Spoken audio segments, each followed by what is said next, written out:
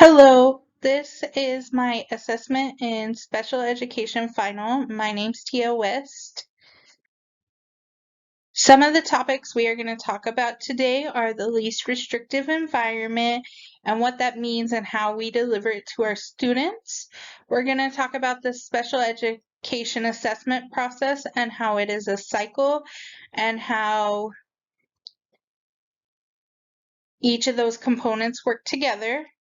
We're also going to talk about strategies for parent participation in the special assessment process because we know that parents are not only recommended to participate, but they are also required to participate. We are also going to talk about the scores that we can get from assessments. So the first thing we will talk about is the least restrictive environment. Our textbook for assessing students with special needs definition states, according to the federal education laws, the educational placement for students with disabilities that is as close to the general education classroom as feasible. So that's the broad definition. So let's narrow it down and make it more practical. So the least restrictive environment can look different for everyone. Generally, we see students who are in general classrooms, which the general classroom is just the classroom all students are in. There's also what we call resource rooms, and these are rooms students can go to for supports in just the subject areas that they are eligible for, such as like math or English, science, social studies. Resource rooms also can help students with homework or just certain assignments they might really be struggling with. Resource rooms can also be used for social skills development. Have a social skills group for those kids who need extra support socially. And then one of the last ones we really see are self-contained classrooms. That is a classroom where students spend at least 50% of their time taught by one teacher, so they are not really in the general education classroom much, but they are still on the same campus as the rest of their peers. I also put a side note that some students might have a mixture of these, like they might be in general classrooms for science, social studies, but then need to go to a resource room for math and English. It just kind of depends on what services they are eligible and what they need. Another thing, and I know a lot of people aren't familiar with this, I am because of where I work currently, we have some of these situations. Some students might get placements that are outside of their school district, like with private schools. So, for example, I work at a school and we get some ISD kids because the school district can't give them the services they need, so they send them to our school. So that is kind of the gist of least restrictive environment. Another thing to remember is least restrictive environment is more than just classroom settings. It can be pertain to extracurriculars or electives such as clubs, sports, whatever. Some kids might need adaptive sports or PE classes or clubs, but if not, we want them with their peers as much as possible. Or some kids who aren't necessarily ready for a general classroom or a resource room, but they still ride the same buses and transportation as their peers. So least restrictive environment isn't one set thing, it's what is best for that student and what is feasible.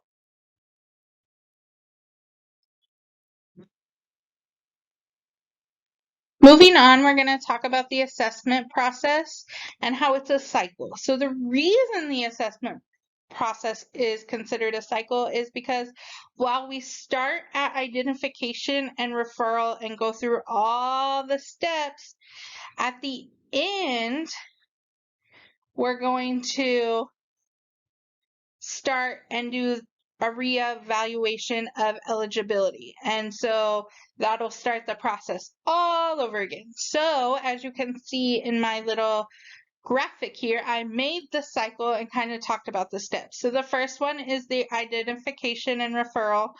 This is where teachers notice a student might be struggling, so they do some screening.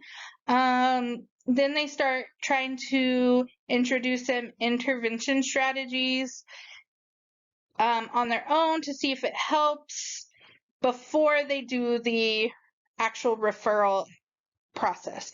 Once that actual official referral paperwork has been submitted, that's when parents will be notified, hey, we think your student might be eligible for special education services. We would like to get them evaluated.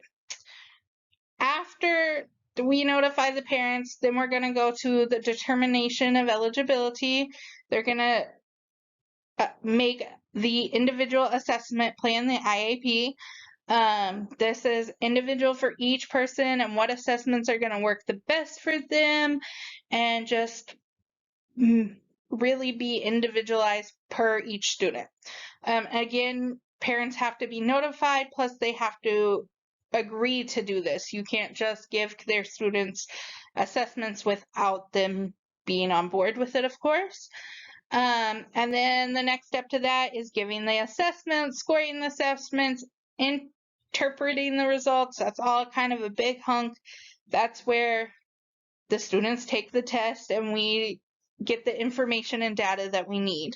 And then, of course, the next step after that would be reporting the results and making the decision whether they're eligible or not.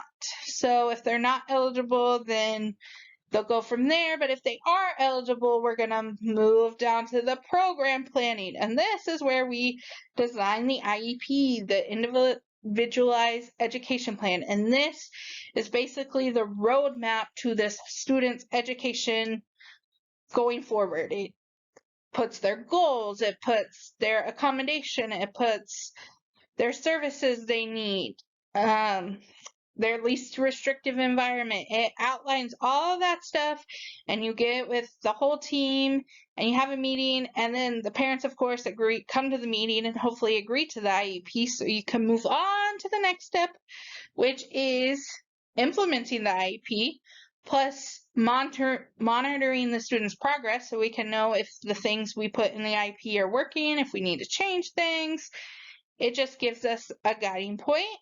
And then every year, the team will get back together. They'll review the IEP, make changes, add new things, just wherever that student is. And at the end of that, I think it was 2 years, might have been more than that, there'll be a periodic reevaluation of the IEP. So basically, they'll reevaluate if they are eligible for all these services, and that's when the cycle starts all over again. So that's why it's a cycle. Okay, the next thing we're going to talk about is parental involvement in the assessment process.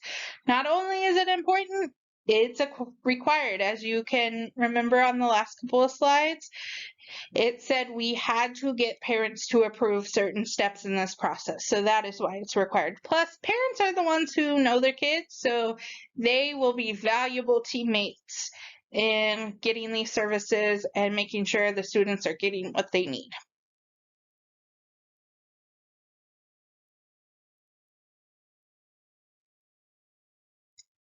So some of the strategies for parental participation, I think the book really touched base on and stuff was showing parents you are committed. Parents want to know that teachers are committed on giving their students the best education as possible. If they don't feel like you're committed, they're not going to want to work with you. And so just making sure parents know you are committed to giving the student what they need, you're committed to following that IEP, you're committed to their students' education, that'll make parents more willing to participate. Another thing which I think is super important is make school easy to navigate for these parents. Make sure buildings are clearly labeled so when they're having to come in for meetings or to sign paperwork or whatever, they know where they're going. Because if they know that they're going to get lost every time they go to the school, it's really going to keep them from wanting to go to the school. Another thing is good communication. Communicating with the parents that you think something's going on, that you've noticed different changes, and making sure that communication is positive as much as possible. Parents, especially parents with students who are in special education, get a lot of bad news. So trying to make that news as good as possible would really, really help them want to be participants in this journey more. And then showing parents you are equals along this journey. Sometimes, especially with teachers and parents kind of feel like teachers are above them, and that's not necessarily the case. You are both there wanting to make sure their student is getting the best they can, and so showing them that you are on equal playing ground and you respect their opinion and you're going to take that into consideration when deciding factors is super, super important. And then the last one is just showing trust and respect. Parents want to know that they can trust the people who are going to be teaching their students. I think it is one of the biggest things to be able to trust your teachers and the teammates that are helping with your child, their education. And going with that is respect. We want to make sure all our parents feel respected and that they feel like they're really a part of the team. And if you do these things, then they're going to want to participate and they're going to want to be a part of the team. And it's just going to make it so much easier for everybody. And then the last one, which this one I struggle a little bit, so I'm going to do my best, is the 3 type of scores and assessment. So I put the book definition, which I will read.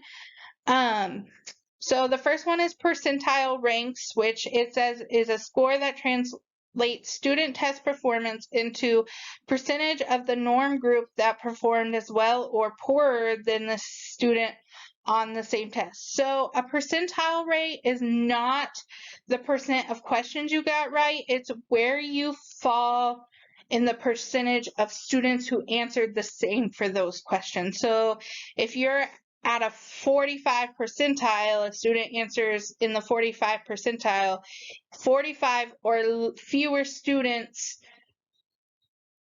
answered those questions the same, if I understand correctly. This is really tricky for me, so I'm going to do my best.